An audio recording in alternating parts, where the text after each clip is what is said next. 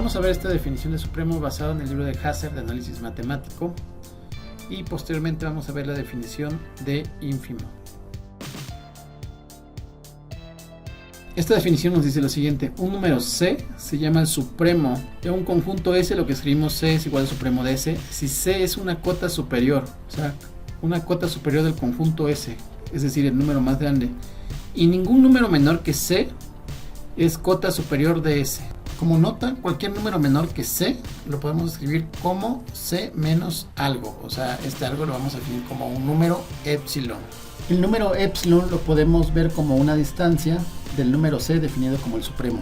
Resumiendo este enunciado podemos escribir lo siguiente: C es igual al supremo del conjunto S si cumple las dos condiciones. La primera es para toda X que pertenezca al conjunto S, X es menor o igual a C. Lo que nos quiere decir que ninguna X que pertenezca a este conjunto S va a ser mayor al supremo, que lo definimos como el número C. La condición 2 es para todo epsilon positivo existe un X que pertenece al conjunto S tal que X es mayor a C menos epsilon. Lo que nos dice el siguiente enunciado es que para un epsilon positivo, epsilon lo puede imaginar como una distancia, dista del número C a un radio. Va a existir una X que pertenece a ese conjunto tal que X va a ser la mayor siempre y cuando al supremo le quite un pedacito de este epsilon definido como positivo, ¿sí? En algún momento podemos ver que este X va a ser igual a este C, va a ser el supremo. Gráficamente lo podemos ver así. Imagínense que tenemos nuestra recta, tenemos nuestro conjunto S, vamos a poner un intervalo abierto, todo esto sería S. Entonces dentro de este conjunto van a haber muchas X, ¿no? Suponiendo que aquí está el número de los reales, que es igual al eje de las X. Entonces podemos tener una X sub 1, X sub 2, X sub n, pero ninguna de estas X va a ser mayor al número C que definimos como el supremo. El supremo se va a encontrar hasta arriba de este conjunto.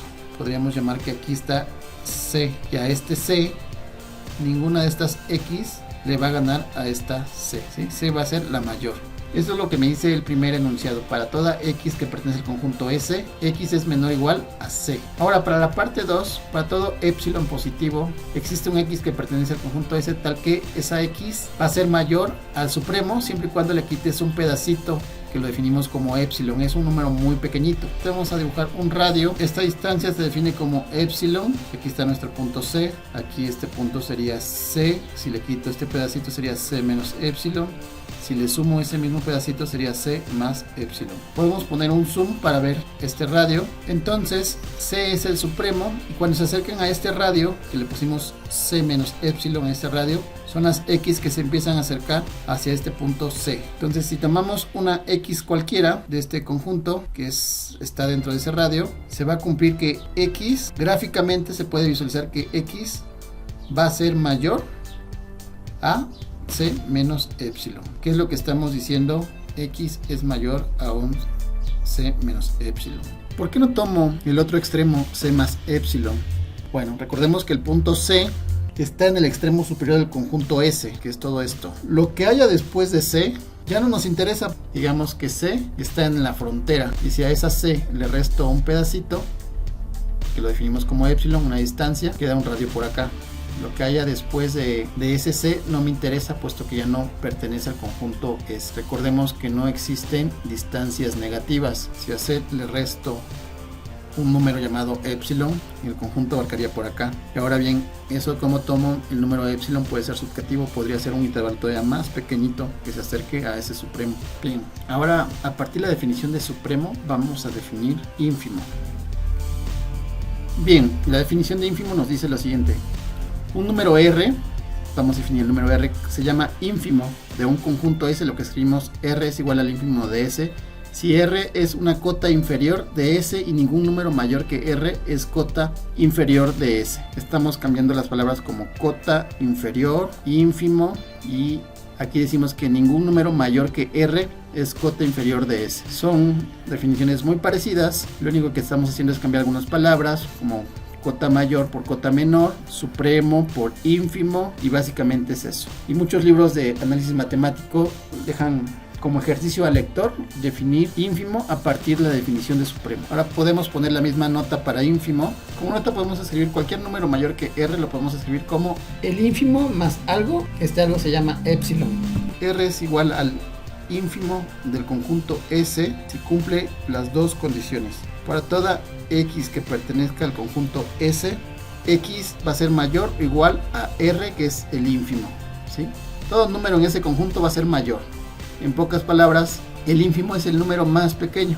Y la condición 2 que debe cumplir es que para toda épsilon positivo va a existir un X que pertenece al conjunto S, tal que se debe cumplir que X es menor a el ínfimo más un número que es épsilon. Va a llegar algún momento en que X va a ser el menor, siempre y cuando al número menor que definimos como el ínfimo, es decir, R, le sumemos un cachito. En el caso anterior se lo restamos, aquí se lo estamos sumando. Gráficamente podemos razonar de la misma forma, como lo hicimos en el supremo. Bien, tenemos nuestro conjunto S, que es un intervalo abierto. Entonces, dentro de ese intervalo, pues tenemos muchas X, por ejemplo, X1, X2, X sub n, podemos así seguir. Pero va a haber un número que definimos como R, y R es el menor a todas estas X. R es el número más pequeño, es el ínfimo. Y bueno, y de igual forma podemos tomar, es lo que nos dice el inciso 1. Para el inciso 2 tomamos una distancia con radio épsilon. Vamos a ponerlo, recordemos que épsilon es un número, es una distancia positiva. Es esta distancia de aquí al punto R. Entonces, de igual forma, este punto es el número R. Le quito el numerito épsilon, y aquí sería R más el número épsilon.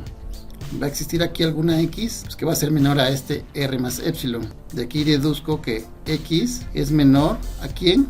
A R más épsilon. Podríamos ponerle un zoom para verlo de forma más clara. Bien, aquí tenemos R, aquí tenemos nuestra distancia de épsilon, y aquí le resto R menos épsilon, sería este punto, y R más épsilon. A mí las que me interesan son estas X que están aquí dentro de este intervalo.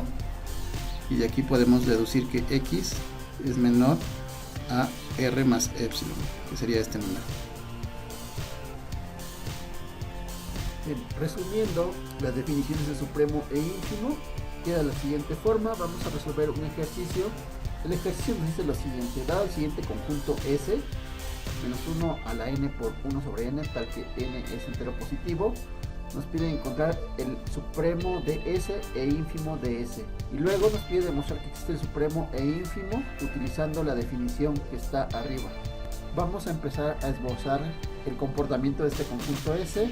N pertenece a los enteros positivos. A este conjunto, si lo vemos como una función, quedaría de la siguiente forma. Entonces, cuando n vale 1, ¿cuánto vale el conjunto S?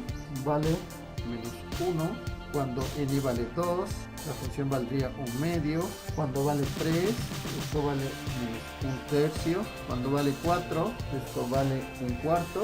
Vamos a ver qué pasa cuando vale 10. Esto vale un décimo. Cuando vale 11, esto cuánto vale, menos un onceavo.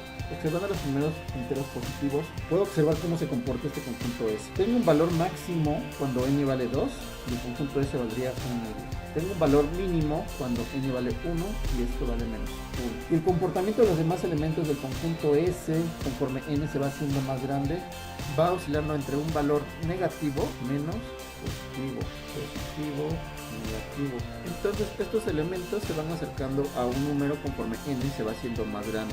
Puedo observar que esto tiende a un valor que es 0 cuando n se va haciendo más grande. Podemos dibujar este hecho para que quede más claro. Entonces, cuando n vale 1, el conjunto S vale menos 1. Cuando n vale 2, el conjunto S vale un medio. Cuando n vale 3, S vale menos un tercio. Cuando n vale 4, un cuarto. Si unimos con una línea estos puntos, queda de la siguiente forma la gráfica. Y aquí podemos observar varias cosas. Primera, que este conjunto S va a tener un máximo cuando n vale 2 y este valor va a ser un medio. Estamos dibujando acá como una línea horizontal. Recordemos que nuestros enteros valorados en nuestra función del conjunto S es menos 1 a la n por 1 sobre n. Entonces este conjunto tiene un máximo con valor igual a un medio. Lo podemos observar con esta línea amarilla. Y no existe un número que sea mayor a un medio en este conjunto S. Por otro lado, podemos ver que este conjunto tiene un mínimo cuando n vale 1. el conjunto vale menos 1 y podemos observarlo aquí gráficamente que no va a existir número menor que menos 1 en el conjunto S. ¿Qué otra cosa podemos observar? Que si n es par, es un número par, entonces el conjunto S es positivo. ¿Y qué pasa cuando n es impar? Entonces este conjunto S es negativo. Y tanto de forma positiva como de forma negativa se van acercando a un valor. Este valor, cuando n se va haciendo más grande, tiende al infinito, el valor de este conjunto tiende a ser muy cercano a 0. Eso es lo que podemos observar dibujando la gráfica, dibujando los primeros elementos del conjunto S. Bien, entonces tenemos un supremo cuando n vale 2, nuestro supremo de este conjunto S vale un medio, y tenemos un ínfimo, un mínimo, cuando n vale 1, este conjunto vale menos 1, entonces el ínfimo de este conjunto S es igual a menos 1. Son los valores máximos y mínimos. Bien, pero todavía no terminamos, nos piden demostrar que existe este supremo, un medio, y ese ínfimo menos 1, utilizando la definición. Aquí sería para cada n que pertenece al conjunto S, y dado por menos 1 elevado a la n por 1 sobre n, va a ser menor o igual, que nos dice, al supremo. ¿Quién es el supremo? Es un medio. Esa es la primera aseveración. Bien, para nuestra condición 2 del supremo, para todo epsilon positivo, decimos que epsilon es una distancia que dista del supremo, va a existir un n que pertenece al conjunto S, tal que nuestra relación del conjunto S es menos 1 por n sobre 1 sobre n, va a ser mayor, ¿sí?, al supremo. ¿Quién es el supremo? Es un medio. Quitándole un número hacia el supremo, le quito un número, pues ya no va a ser el más grande, ¿no? Entonces el más grande va a ser esto, dado por este n que pertenece a S. ¿Y quién es ese n que pertenece al conjunto S? Bueno, esta n es 2. Cuando n vale 2, el conjunto S vale un medio, que es el valor máximo que va a tomar este conjunto. Entonces n es 2.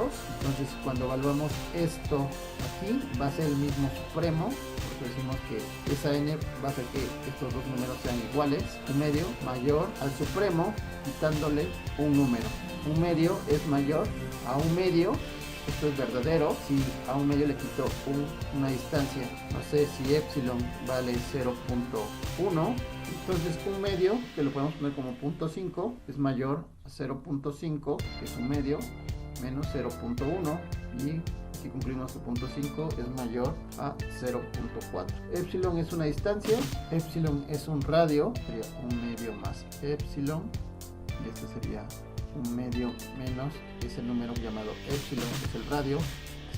Ese radio va a caer por acá, vamos a poner otro color. Entonces vamos a dibujar el 1 medio menos el epsilon, caería por acá. Al supremo, que es un medio, le quito un número epsilon, ya los números que se acerquen van a caer en este radio.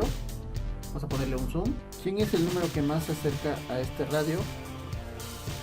Es cuando n vale 4, el valor vale un cuarto, pero aún no toca el radio. Entonces por eso les decía que, ¿cómo eliges epsilon? Lo puedes elegir todavía más grande, puedes elegir un radio más grande para que abarque esos números que van a caer cercanos al supremo.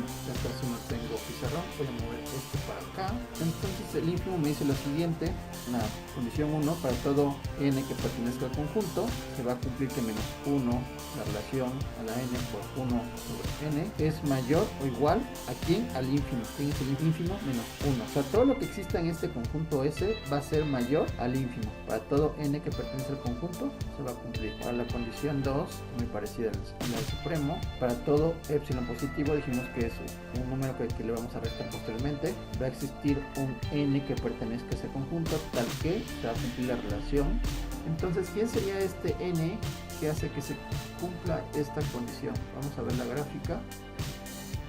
Este n es igual a 1, que hace que el ínfimo del conjunto S sea menos 1. O sea, el ínfimo menos. Entonces, cuando n es igual a 1, si evaluamos esta relación del conjunto S, quedaría menos 1, que es menor a menos 1 más algo. ¿Sí? De igual forma podemos razonar podemos trazar un radio aquí alrededor de este ínfimo menos 1. Entonces todo lo que se acerca al ínfimo va a caer por acá. Ya no me interesa el otro radio, y la elección de ese radio es subjetivo porque podríamos hacerlo más grande también, pero nos quedamos con los números que caen en la frontera de menos 1, le sumo epsilon, entonces van a caer aquí. ¿Qué otra relación tenemos para esta función que nos la piden? Cuando n tiende a infinito, nuestra relación menos 1 sobre n tiende a 0. Y de igual forma podemos tomar un epsilon positivo, un epsilon 0.1, entonces menos 1 es mayor o menos 1 más 0.1. Esto es igual a... Bueno, hemos concluido el tema de supremo e ínfimo.